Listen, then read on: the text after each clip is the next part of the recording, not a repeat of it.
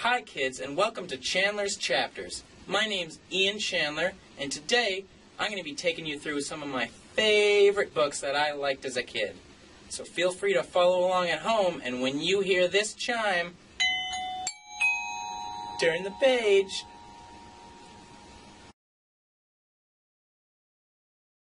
The book that we'll be reading today is called The Story of Ferdinand, and it was written by Monroe Leaf and illustrated by Robert Lawson.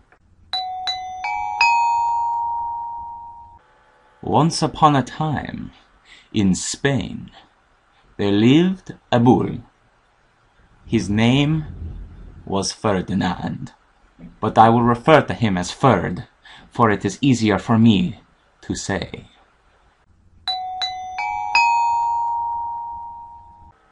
Oh ho ho, so you see, all the other little bulls he lived with would run and jump and butt their heads together. But not Ferdinand, oh no. Ferd was a different bull altogether. I mean, these bulls look like different bulls too, but oh, Ferd, he was even more different than any other bull I've met. Ferd most enjoyed sitting quietly and smelling the flowers. Oh, and with a face like that, he was quite charming indeed. Ferd had a favorite spot out in the pasture under a cork tree. No such a tree exists, though, in real life, otherwise I would totally know about it. Let me check Wikipedia. My Spanish internet may be down, so my Wikipedia may not be working. But, however, this corked tree was Ferdinand's favorite, and he sat under it all day, smelling the flowers. But even the most accepting mothers worry sometimes, and Ferd's mother was no different. She was afraid Ferd would become so lonesome all by himself without any cowmates that she stared at him under his little tree and cried a sweet cow tear. Moo moo. She said things like, "Why don't you run and play with the other little bulls and skip and butt your heads?" But Ferdinand would shake his head. "I like it better here, where I can just sit quietly and smell the flowers." And then he essentially said, "Talk to my little hand. Ole." His mother saw that he was not as lonesome as she once had thought, and because she was an understanding mother and a cow mother, she let him go about his business. As the years went by, Ferdinand grew and grew until he was very big and very strong. All the other bulls who had grown up with Ferd in the same pasture, they would just fight each other day after day. They would butt each other, stick each other with their horns. But what they wanted most was a chance to fight in Madrid, in the bullfight. They were very violent bulls, they were.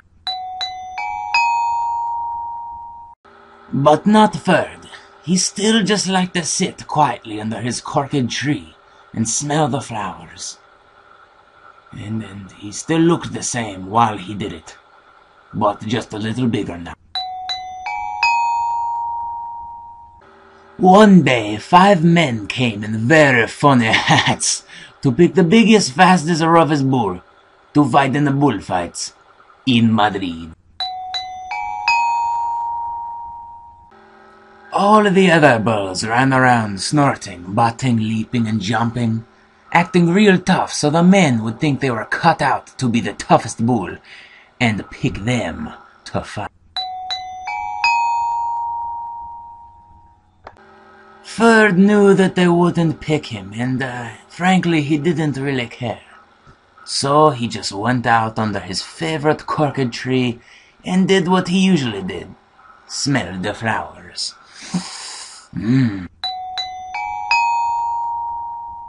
As fate would have it, though, Ferd did not look where he was sitting, and instead of sitting on the nice cool grass, he sat on a bumblebee bee. Oh no. Well, if you were a bumblebee and a bull sat on you, what would you do? Would you sting him? I bet you would. And that is just what this bee did to young Ferd.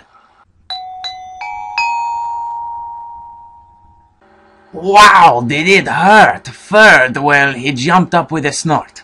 He ran around puffing and snorting, butting and pawing, as if he was crazy.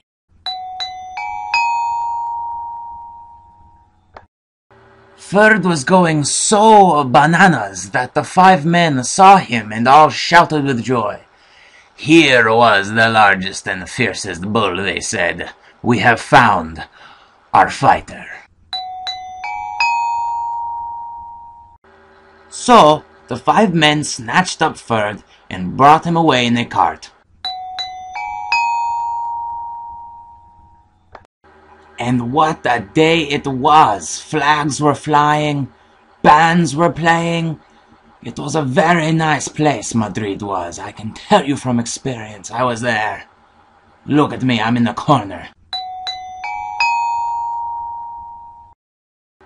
And of course, I could not forget all the lovely ladies that were there. Oh, they were there, and they had flowers in their hair. Like you, lady, I'm looking at you. There was even a parade into the bull ring. And I love parades. It was always my dream to be this guy, but they never let me. First came the banderilleros with their sharp pins with ribbons on them to stick into the bull. Just to make him mad. Just to make him mad. You really stick a pin just to make him mad? That's low. Then after them came the picadores who rode skinny horses, and they had long spears to stick him in the bull. And to make them even madder, you stick him with pins and spears just to make him mad. Wow. Wow, that's a lot. That's harsh. Then came the matador, the proudest of all. He thought he was very handsome. I didn't think so. And he bowed to the ladies.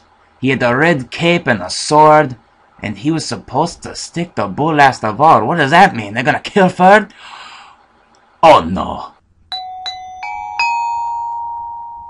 Then came the bull, and I bet you know who that was, don't you? It was Ferd.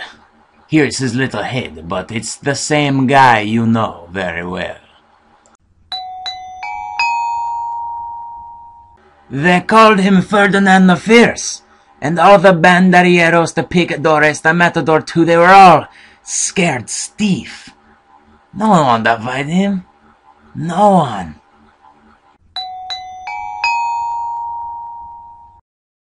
Well, you see, Ferd, he didn't want to fight either. But when he ran into the middle of the ring, everyone shouted and clapped because they thought he was going to. See, he's playing mind games with the audience. Very good, Ferd, very good. But let's be real, Ferdinand is not a fighter. So when he went into the middle of the ring, he saw all the flowers in the lovely lady's hair. He just sat down and smelled them like he used to under the cork tree. Oh, it reminded him of home. He wouldn't fight and be fierce no matter what they did or they said to him. He just sat and he smelled. And the banderilleros were mad, the picadores were mad, and the matador was so mad, he just stomped around. He was like, why? Oh, why? Looks like they should have done their Wikipedia research as well, because Ferd was not fighting. So, they had to take him home in a cart. And for all I know, he's still sitting there under his favorite corked tree, smelling the flowers quietly, like he always was. For all I know, he is very happy. Oh, the end. Well, I hope you enjoyed today's Chandler's Chapters. And remember, you can tune in each week when we'll be reading another book. Until next time, you can rate, comment, like, and subscribe. And I'll see you later.